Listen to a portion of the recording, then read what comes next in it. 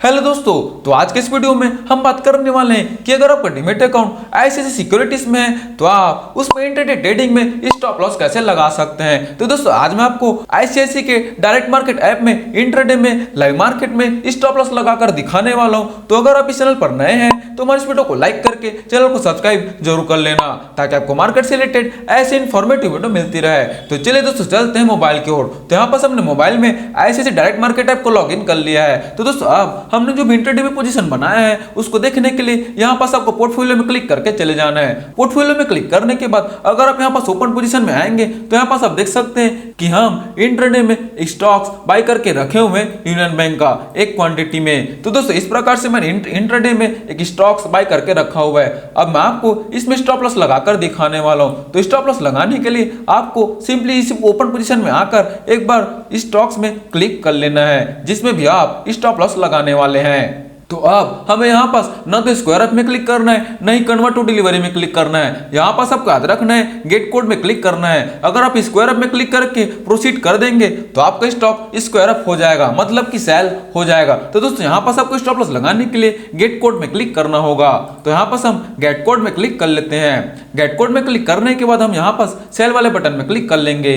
Cell वाले button में click करने के बाद अब यहाँ पास हमें स्टॉप लॉस लगाना है इंट्राडे में। तो हमने यहाँ पास इंट्राडे में बाय करके रखा है तो हम यहाँ पास इंट्राडे सेलेक्ट कर लेंगे प्रोडक्ट टाइप में। उसके बाद क्वांटिटी हम एक ही रखेंगे क्योंकि हमने एक क्वांटिटी बाय करके रखा हुआ है। उसके बाद ऑर्डर टाइप में हमें यहाँ पास लिमिट सेलेक्ट कर लेना है। लिमिट सेलेक्ट करने के बाद अब यहाँ पास आपको नीचे में स्टॉप लॉस का ऑप्शन दिख रहा होगा। तो यहाँ पास हमें सिंपली बटन में क्लिक करके स्टॉप लॉस को ऑन कर लेना है। स्टॉप लॉस को ऑन करने के बाद अब हमें यहाँ पास लिमिट प्राइस और ट्रिगर प्राइस दो ऑप्शन मिल जाते हैं स्टॉप लॉस लगाने के लिए। तो दोस्तों आपको एक चीज याद रखना है, आप अगर इंट्राडे में बाय करे हैं और आपको इंट्राडे में स्टॉप लॉस लगाना है तो यहाँ पास आपको प्रोडक्ट टाइप में इंट्राडे सेलेक्ट करना होगा। तो दोस्तों अब बात आती है कि स्टॉप लॉस लगाना कैसे है। अब यूनियन बैंक का करंट मार्केट प्राइस चल रहा है 91.75 रुपए। अब मैं चाहता हूँ जब भी इसका प्राइस गिरकर 88 रुपए आएगा तब मैं इसको सेल करूंगा। तो हम यहाँ पास लिमिट प्राइस में 88 रुपए लिख लेंगे।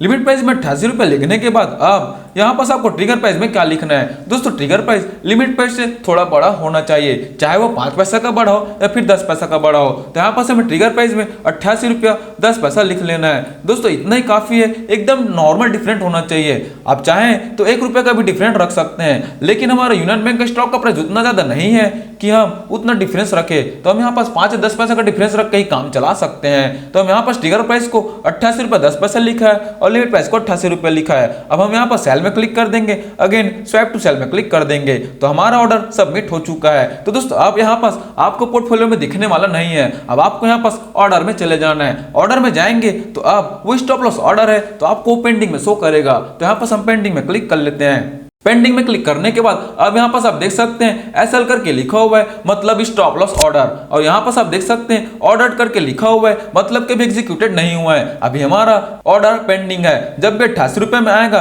तब हमारा स्टॉक सेल हो जाएगा और वो भी लगाए हमने इंट्राडे में सेल के लिए। तो दोस्तों इस प्रकार से आप इंट्राडे में स्टॉप लॉस भी लगा सकते हैं। और दोस्तों अगर आप स्टॉप लॉस को मॉडिफाइड करना चाहते हैं तो आप मॉडिफाइड भी कर सकते हैं। आपको इसी ऑर्डर में आकर पेंडिंग में चले जाना है। पेंडिंग आपका जो भी ऑर्डर है उसमें एक बार क्लिक कर लेना है। उसके बाद यहाँ पास आपको मॉडिफाई का बटन मिलेगा। अब मैं चाहता हूं कि लिमिट प्राइस को मैं थोड़ा और बढ़ा देता हूं, जैसे कि अभी हमने 88 रुपए में लगाया, अब मैं चाहता हूं कि इसको 85 रुपए में लगाऊं। तो हम यहाँ पास 85 रुपए लिख लेंगे। 85 रुपए लिखने के बाद अब हमें यहाँ पास ट्रिगर प्राइस को भी थोड़ा करीब ले जाना होगा। तो हम इसको भी 85 रुपए 10 पैसा लिख लेते हैं।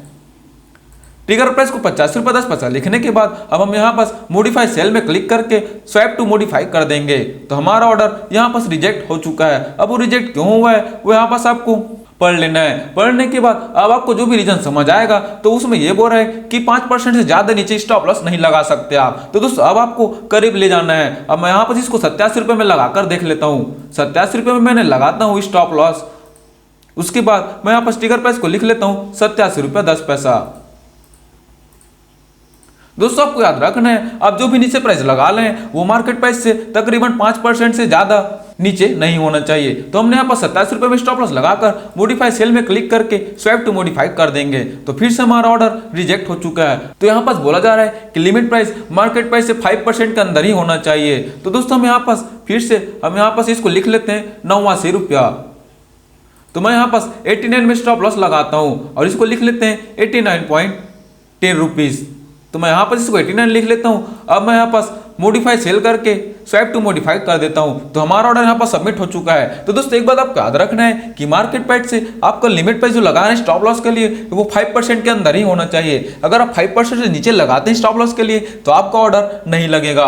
तो दोस्तों इस प्रकार से आप ध्यान रख के स्टॉप लॉस को मॉडिफाइड भी कर सकते हैं। तो हम यहाँ पास देख सकते हैं पहले 88 रुपए के लिए लगा था, अब वो 89 रुपए के लिए हमारे स्टॉप लॉस यहाँ पास लग चुका है। इस प्रकार से आप स्टॉप लॉस को मॉडिफाइड भी कर सकते हैं। अब अगर आप स्टॉप लॉस को कैंसिल करना चाहते हैं तो कैसे कर सकते हैं? तो यहाँ पास आपको स्टॉप लॉस को कैंसिल करने के लिए सिंपली सी पेंडिंग ऑर्डर में एक बार क्लिक कर लेना है। उसके बाद आप यहाँ पास देख सकते हैं आपको कैंसिल का बटन दिख रहा होगा। तो यहाँ पास आपको कैंसिल के बटन में क्लिक करके स्वैप टू कैंसिल कर देना है। तो आप देखेंगे कि आपका पेंडिंग ऑर्डर गायब हो चुका है। अब यहाँ पास आपको एग्जीक्यूटेड में चल देना है। एग्जीक्यूटेड में चले जाने के बाद आप देख सकते हैं हमने जो सेल के लिए इंट्राडे में लिमिट स्टॉप लॉस ऑर्डर लगाया था वो यहाँ पास कैंसिल करके लिखा हुआ है, मतलब कि हमारा ऑर्डर कैंसिल हो चुका है स्टॉप लॉस का। तो दोस्तों इस प्रकार से स्टॉप लॉस लगाकर स्टॉप लॉस ऑर्डर को कैंसिल भी कर सकते हैं। तो दोस्तों अगर आपको ये वीडियो अच्छी लगी हो तो हमारे इस वीडियो को लाइक करके चैनल को सब्सक्राइब जरूर कर देना ताकि आपको मार्केट से रिलेटेड ऐसी इंफॉर्मेटिव वीडियो मिलती रहे। Thank you.